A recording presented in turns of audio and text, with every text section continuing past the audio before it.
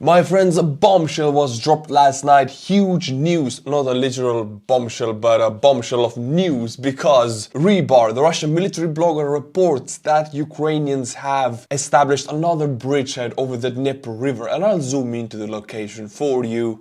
This is the Dnipro river, and this is the Russian occupied settlement of Kozachi, Lagere, however you want to pronounce it. This one right here. I'll zoom into the location where the Ukrainian bridgehead was established. Right west from the settlement, right here on this green field and around it, where my cursor is, near the road of Vulitsia Michurina, Ukrainians landed 7 boats filled with men. Rehi reports that in these 7 boats, each boat had 6 to 7 men in them. They landed deploying a smoke screen, and that they have already advanced about 800 meters into the Russian occupied territory, breaching some trench lines already. Also, Rehi reports that there are destroyed Russian infantry fighting vehicles in this area. This map doesn't show it, but now there is 3 bridgeheads over the Dnipro river. One is the Oleshki one, the first one, then there are these Delta Islands right here, and then now the third one is Kozachi Lagere. There is a lot of information going on online tonight about these landings, and we'll go through all of it, so at the end of the video you'll know what's up, what's true and what's false. The operation probably began 2 days ago, because 2 days ago we got the first reports of this landing, but because of Ukrainian OPSEC, which is kept really well, incredibly well actually, we haven't gotten any information about it. But today Russian military blogger started screaming. This is what Russian military blogger Kuzenko writes tonight about the landing. The enemy successfully entrenched on our bank of the Dnipro and occupied the settlement of Kozachi Lagere, and even already broke through the first line of our defenses in that area, which for the most part consists of mobilized people. Additionally, the enemy advanced 800 meters deep. This comes from a Russian source. And this is what a Russian military blogger Romanov writes about the same landing. The site was handed over to the mobilized. Earlier, the local command withdrew the prepared grouping of the Cynical forces from the settlement. In the area of the settlement, there is a convenient area that can be used by the enemy for the transfer of forces and equipment, so it's strategically incredibly important, because as of now Ukraine hasn't gotten a proper bridgehead for the transfer of armored vehicles. This could be it. As we all know, these defensive lines of the Russian occupied Ukraine are the weakest, because Russia is hoping on the river. The Dnipro river is supposed to stop the Ukrainians, so they never bothered to dig proper defensive lines. So if Ukraine manages to score a proper bridgehead capable of transferring armored vehicles over the Dnipro on mass scale, this could really spiral out of Russia's control. Ukraine right now does not have a proper bridgehead yet. These photos emerged yesterday, published by the Ukrainian side, claiming that these are Russian prisoners and Russian captured equipment taken from Kozachi Lagere, the settlement of the bridgehead, for a 20 to 25 men grouping which the Ukraine had. It's very incredible that they managed to take some prisoners, because prisoners really demand a lot of manpower. You gotta guard them, you gotta feed them, you gotta transport them. So it is quite impressive. Tonight, Russian side published these photos of captured Ukrainian bridgehead grouping, claiming that they had captured everybody who crossed the Dnipro and the new bridgehead has been destroyed, all of the equipment and Ukrainians have been captured. Well, in reality, we have information from the Russian side, and I think Noel Reports sums it up perfectly. I'll read the tweet for you so we're all on the same page. This is interesting. About 3 hours ago, Russian channel shared a video which shows a military commander interrogating Ukrainian soldiers allegedly captured near Kozachi Lagere. An hour after this video was shared, Yegor Kuzenko, a former Russian designated soldier and a military blogger under his call sign 13th, who joined the DPR ranks and is fighting in the area, claims that this video is old, while adding an additional post that a recon group of 16 men under the command of a particular Major Tomov didn't reach a control point near Kozachi Lagere and disappeared. So these 16 men he's talking about, they were patrolling near the settlement of Kozachi Lagere and they disappeared at the same time when Ukrainians landed. Coincidence? I think not. In a video he says he surely doesn't believe that the commander would first upload a video and send it to the Russian channels instead of informing his unit. He adds that until now, nobody from the group of 16 got in touch. So 16-man patrol unit is missing around Kozachi Lagere at the same time Ukrainians landed here. And then we have this video of Russians claiming they destroyed the Ukrainian landing group at the same time not getting in touch with their patrol group. A lot of misinformation is out there, but I tend to believe more right now that the Ukrainian unit ambushed the Russian patrol unit, and since they are mobilized, because this line entirely is held by the mobilized troops, they probably captured 3 of them, as we saw from the photo. In the Telegram channel of 2 majors, we have this information. In the video, Battalion Commander 1822 Major Tomov, he himself has not been in touch since the morning. Some of his fighters suspect that the battalion commander himself is in captivity. If true, then this small Ukrainian unit, a very mobile and quick and stealth unit, has been able to eliminate about 16 men-sized Russian patrol group with their major. If true, then incredible, but we don't have enough information to claim anything right now. But this is all the information that is out there by the time of making this video. By the time this video will be uploaded, because it needs to be edited and rendered, there is some new information, so be gentle with me if you know something that I don't by the time this is uploaded. That is not it from the bridgeheads. We go to the oldest bridgehead, which is the Oleshki bridgehead, and Ukrainians really pushed. They captured a new dacha area. Dachas are called in Russian, they're like summer houses, vacation houses, and this Dnipro river area is filled with them because it's warm and beautiful. Of course, you want a summer house there. So this dacha area I'll zoom into right now, surrounded by Chaika river, and this water body right here has been liberated by the Ukrainians. So they liberated some new areas, pushing even closer to Oleshki. Bridgeheads are expanding left and right. And you might think, okay, we're only talking about, 20 men who crossed the river with 7 boats. It's not a big group, not a big size. It is not, but it has the potential to spiral out of control, spiral into something bigger. Thing is, if Russia wants to stop this, they have to maneuver some troops to stop this. And this is already a victory for the Ukraine, because everything maneuvered to the Kherson front will be maneuvered away from the southern front, making it easy for the Ukrainians on the southern front. That is the goal of it right now, to draw reserves to the Kherson area. Time will tell if Russia will move reserves into the area. My friends, in this video you can see Chechnya's Prime Minister visit the Donetsk People's Republic. And during his visit, they are going to sign a treaty or a settlement or an agreement that says Grozny and Mariupol are sister settlements. I'll zoom into Grozny for you. It's in southern Russia, right here in Chechnya, the capital of Chechnya. And now Mariupol is of course here, so they're not that far away from each other. What ties them really together is that during the First and Second Chechen Wars, Russia methodically bombarded Grozny. The story is that Russia could not capture Grozny with their columns. They had huge columns like they had near Kiev, they had huge columns near Grozny. The same way roads were filled with Russian troops and they couldn't go into the settlement because Chechens fanatically fought them. Everything was mined, Chechens till the last man. So what the Russians decided to do with Grozny is bombard it block by block. Not the whole city, but they took one block, bombarded it to pieces, and this is how they bombarded the entire city to zero. So they didn't take Grozny, they destroyed it. And then Chechens didn't have a choice. They destroyed every building where Chechens could hide. And what do you know? A similar fate fell to Mariupol. Russians couldn't take it for a very long time, especially Azovstal, so they bombarded everything. The official statistic is that 90%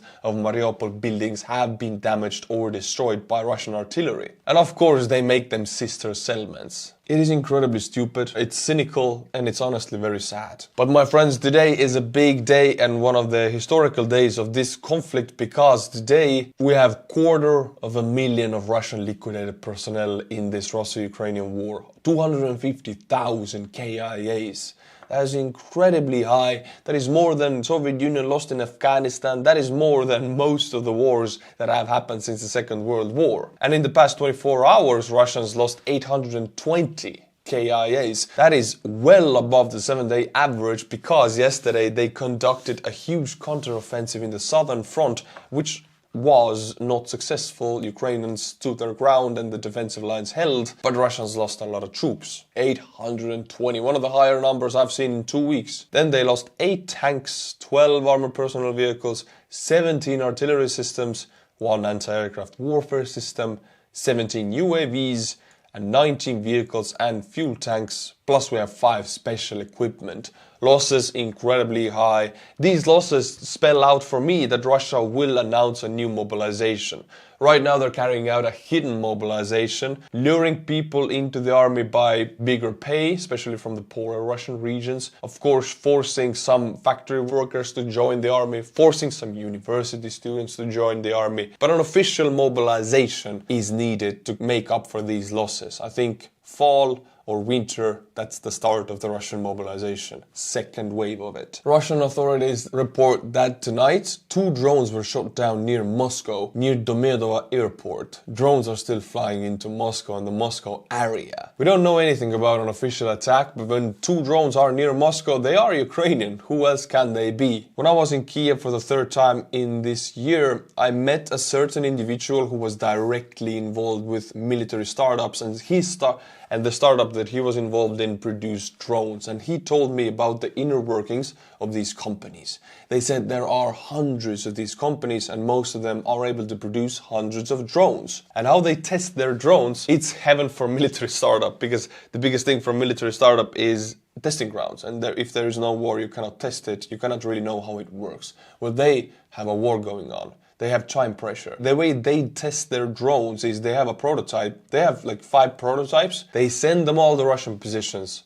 They don't need a testing ground. They send them immediately to take out a tank, to take out a position, or to Moscow if they want to. These singled out attacks to Russian settlements or cities could be also testing of Ukrainian startup military drones. It's the best experience they can have and the best testing ground, because it's war, it's active war. The United States will announce another 200 million USD aid package. It will include AT-4s, TOW missiles, Javelin anti-tank missiles, Patriot ammunitions, GMLRS ammunitions, and small arms munitions. I've read a lot of the comments on my videos and I'm beginning to think it myself that the US is sending so much to Ukraine, but they're not sending things that would change the outcome of this war. US could send them like long-range guided missiles, like F-16s, but they're not. US is a very, very powerful country.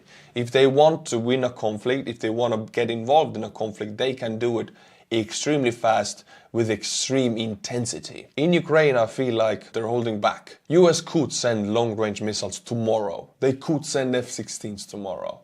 They have the capability. It's a choice. In my eyes, recently I'm beginning to think that it's a choice to not send any capabilities on a larger scale that would tip the scales of the battles very fast. And some of the comments, I'm not saying I agree with them or disagree with them, I'm just relaying you what people are saying below my videos are that United States doesn't want to lose Russia as an enemy. Now, I'm not agreeing with this or disagreeing with this, I just want to know what you think about it. This has been in my comments and it has got me thinking. So put in the comments, what do you think? Why is the US using a tactic that they're using? I mean, they could send the capabilities to Ukraine that changes the outcome of this war. Like, they could do it tomorrow if they wanted to. What do you think about it? Yesterday we got information about the weirdest way Ukraine is getting tanks. An unnamed, anonymous buyer has bought 50 Leopard 1 tanks for Ukraine. The tanks were purchased from OIP Land Systems and they were Belgian Leopard 1 tanks. And they're old, so they need modernized weaponry on top of them, and first of all, before they will be sent to Ukraine, they will get modernized weaponry attached. But the thing is, which is not stated, is how much the tanks cost and who bought them. It's a secret. So as a secret, very rich entities in EU or in the world have a capability to change the outcome of this war, and nobody knows their names. It's a weird world. And on Monday, the first 2 tanks will be dispatched to Ukraine. On this photo, you can see Fedir Shandor, a professor at the Uzhhorod National University. And he's a soldier of the armed forces of Ukraine. And on this photo, we can see him lecturing his students. He was able to get a position in the army which can allow the daily lectures for his students. I mean, it's a very lucky position. As a soldier, you cannot choose almost anything. There's an order and you fulfill it. There's a position and you fulfill it. He was lucky enough to get a position that allows that, meaning he's probably not quite very close to the front line or is doing some logistics. But he has said that he is fighting for an educated nation, and for that reason he will lecture his students every day, otherwise what's the point of fighting. I love to see how people are motivated. Seeing their stories and motives gives a new perspective to Ukrainian fighting of freedom. My friends, you're gonna love this. This is a Russian Orthodox priest sharing his thoughts about why God is punishing Ukraine and God is using Russia as a tool for it. I mean, by now, what I think, honestly, put it in the comments if you disagree with me, but all Russian Orthodox priests have some kind of connection with the FSB. Russian Orthodoxy is a tool for the FSB, a tool of Putin and the power structure of Russia. And now God, loving Ukraine, is punishing it. Why Ukraine? Russians are simply an instrument of God, like a belt that a father uses to punish a child. So he's positioning Russia as a father, as a bigger, powerful entity, and Ukraine as a child, as a powerless, small victim. What a view! And people in Russia go to these churches and listen to these lectures. What a brainwashing tool, man. What began to happen to Ukraine 30 years ago, and silly children get angry at the belt when it got independence, it began to form a state with an ideology based on hatred of Russia. It housed the military and biological laboratories. The Russian Orthodox Church priests brainwash people in churches about Ukrainian laboratories, attacking mosquitoes or weaponized pigeons. This is what you hear in Russian church. I mean, this is not connected to God or religion or beliefs at all. This is pure state propaganda giving to you next to images of God and Virgin Mary and Jesus. Unfortunately, I have to say, I hate it, but it's incredibly effective. Russian people are gobbling this up, they're believing in and they're living by it, which is incredibly sad. In this video, my friends, we can see the new Russian Wunderwaffe just released, and I haven't seen a Western weapon system that can counter it, so watch out, get ready. It is a Russian Matryoshka and it's capable of taking down anything Ukraine has. We have yet to see if the Patriot system can shoot it down. My friends, and now the juiciest part of the video, the part where I make your ears bleed by butchering your Patreon names with my Estonian pronunciation. Tier 10 and above, and I'll be killing your name also. Jerry Kreenvood, Nick Brothers, Tave McAllister, Timothy Makhen. Come on, man, I've seen your name 3-4 times now. I've said it 3-4 times. A very loyal supporter. Thank you, Timothy. Griffindunf@yahoo.com. Yahoo! Why Yahoo? Well, thank you from Yahoo for supporting the channel. If you like my channel, then the Patreon link is in the description below. Also, my friends, check out my Twitter account because I post all of the information there in a text form about the Russo-Ukrainian war. And also check out my Instagram, where you will see where I travel to Ukraine, what do I do there, whose guns do I shoot there. I'll see you there. And until my next video, my friends, Slava Ukraini.